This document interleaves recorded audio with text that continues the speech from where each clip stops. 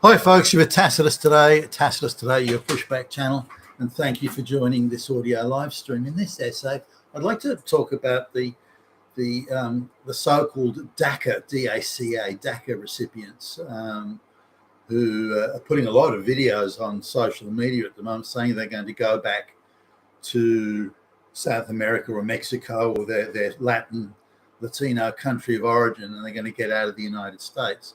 Just a real bit of history, quick bit of history here. The Obama administration, I think it was in 2011, 2012, they brought out this thing called deferred action. DACA was the acronym, DACA, and the idea was that illegal aliens who'd come to the United States with young children, that were under the age of 16, then those children, if they'd been in, now they were in the US, they didn't have to return back to their country of origin, regardless, and they effectively became sort of de facto anchor babies to keep their illegal alien parents in the US as well. Now, the numbers as to how many children were supposedly affected by this varies. Anywhere between 500,000 and about 900,000 seems to be the range, which is quite a big range. The bottom line is they don't know, I think, is a reasonable. And it's suspicious that every time the left pull comes up, or the globalist controlled left comes up with a number of people affected, it always seems to be about 500,000, 550, the numbers are very, very similar. Now, there's a whole lot of social media posts where people, Pablo or Juan or whatever is, Maria is saying that, I'm going to go back to Mexico or wherever, because it's no good staying in the United States. The Nazis are in charge, the swastikas are everywhere, and then I can't get lots of free stuff and free education, free medical care. So the DACA recipients were, certainly from what they're claiming, at least, and what others have claimed, they were getting, free college, free schooling, free everything, and free medical care, the whole nine yards. Food stamps and endless giveaways. They were living communally, so if you've got food stamps on a per person basis, but there's 10 or 15 or 20 of you living in the place, you can live a pretty good quality of life when you add in all the other freebies they've got. And they were well off enough to go and even the ones living in, the northern states, New York or somewhere like that, they were well off enough to go and visit their relatives in Mexico several times a year, and bring their relatives to the United States. Look how well we're doing. Look how successful we are. And success is measured by how much stuff they can steal from the white folks. That's the measure. It's not, we've built up a successful business, we work really hard. I'm sure there must be some that fall in that category, by the way. But the way you can show how big and tough you are is how much you're stealing. That this is our success. We steal all the white man's money. Like, whoa, oh, gee, you're doing well. So these videos anyway get posted by the DACA kids, people who are now in their 30s and even 40s. And it's interesting how many of them still talk with a heavy Latino accent, even though they open the video saying, well, I came to America as a 2-year-old with my illegal alien parents. And even though they arrived at 2 years old and they've been through the entire American school system, they claim they've got college degrees now, again, all paid for by the US taxpayer. And yet they still talk like English is something they only did a couple of years of high school lessons or something. It's they speak it's almost broken English. The accent's that heavy. So some of them speak. You can still pick up the accent there, but it's not as pronounced.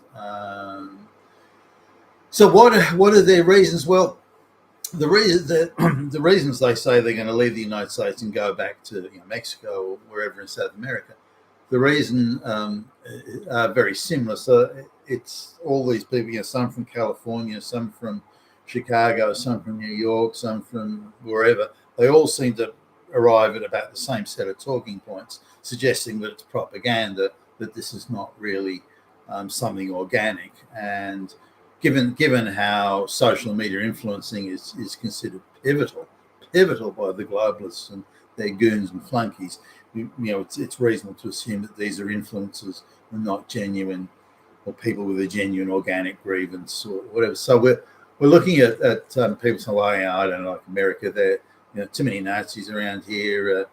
Now, very clearly, the way they talk, they hate America. They hate white people. They hate, capitalism. They hate this. They hate that. There's nothing about America that they can say is a positive, other than America's got lots of things we can loot and steal. That aside, they've got nothing good to say about America.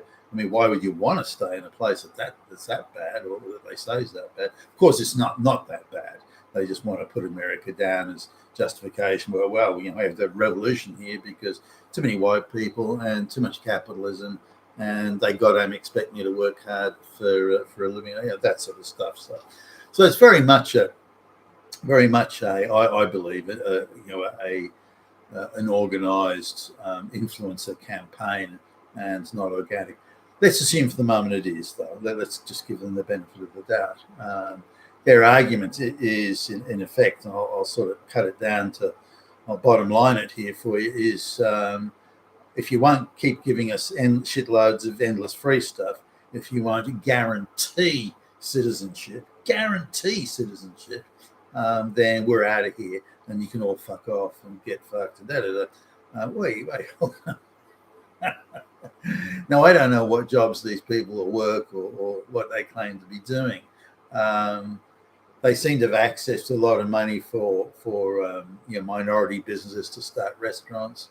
They have all their aunts, uncles, and 10th, 5th cousins and 10th cousins and whatever peasants thing are in there, but they're losing their workforce based on ICE raids and things like that. So their business never was viable.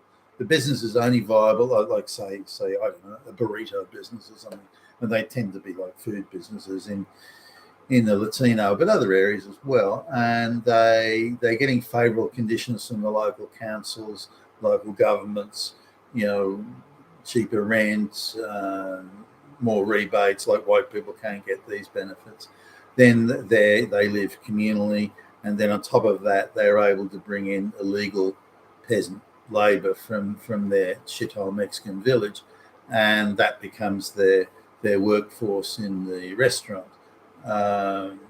Because of the corrupt nature of some of these places, they're not getting reviewed by the health and safety authorities or food hygiene authorities, things like that. So they're not held anywhere near the standard that a white business would be. So now, once you take away their peasant labour, illegal alien peasant labour workforce, then their business is immediately not viable. It's just not a viable business. Then when you look at if there's a gradual crackdown on living communally in numbers that, in most places, certainly in Australia and parts of the United States too, there's only a certain amount of people are allowed to live in a building, and each child, you can't have any more than 2 children in a bedroom. There are various local ordinances and laws and restrictions on usage of property and so on.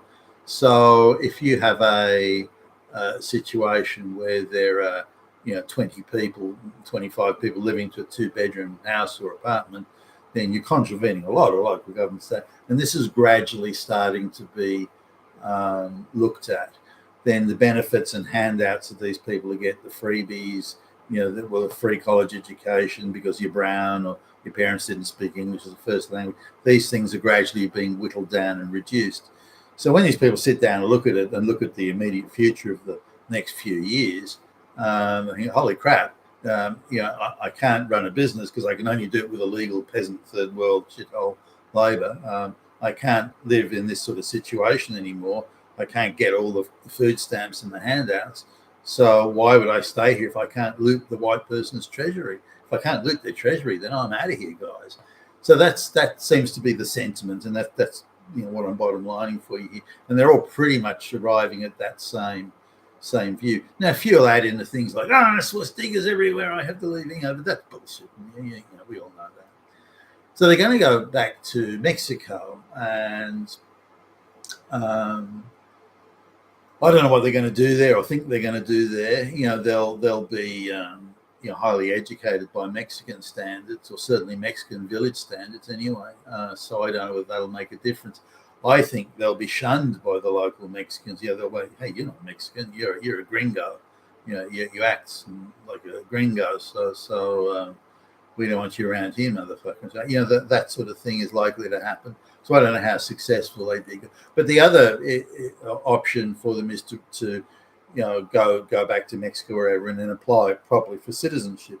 Now, there are some people that are claiming, well, look, some of these DACA kids are, they're well sort of integrated in the community and so on. Well, in that case, why do they speak with heavy Latino accents? So don't give me this crap. Why are they living in a communal Latino house? Don't give me this bullshit. They're integrated. They're not. But should exceptions be made for any of them? And there are some that say, well, no, don't make any exceptions. They all have to go. It was meant to be a temporary deferment, DACA.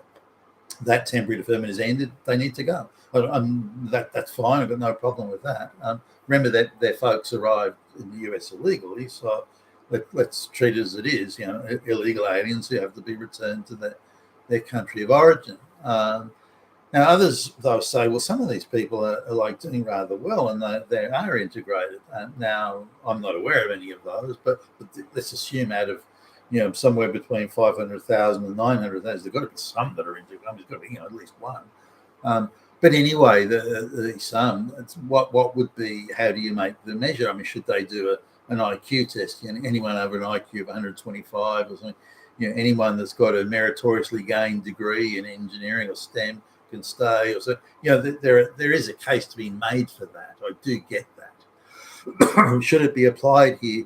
Well, I don't know. I don't think so. But should it be, or could it be, a rigorous and completely impartial testing, and people who make the grade can stay? I think there is merit in that. But it must be rigorous and completely meritorious. Now, how many would make the grade? Well, out of let's say for argument, it is 500,000 DACA. I think it's more than that, but let's say it is. So, 1% or something, so 5,000. I doubt it would even be 1%. I would figure it'd be half that. 2,000 or 3,000 might make the grade and can stay. Okay, no, I'm all right with that. I don't mind. Then the rest go back. That's okay with me. And when they talk English without the hint of a Latino accent, if they've got some sort of meritorious qualification and can prove it, because you put another test on them, so you must pass this test, or you're going back to Mexico or somewhere. If there are any that pass that test and make the grade, then I think there's a case for them staying. Remember, the idea of migration isn't mass migration to bring in peasants and low IQ illiterates and so on. The idea is to bring in people that through the migration system, you bring in people that benefit the economy, benefit the country, who are either particularly industrious, conscientious, and capable of intellectual sort of property type work, or people that have reached a high standard of independent, meritorious, rigorous standard of capability. And those people are a benefit to the society. They do bring in skills that either don't exist or that are never going to be in large supply. And that's a good thing.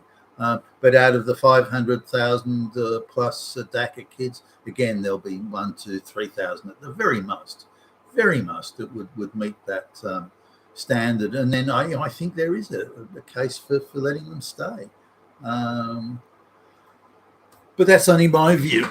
You've been with Tassus today at your Pushback channel, and thank you for listening.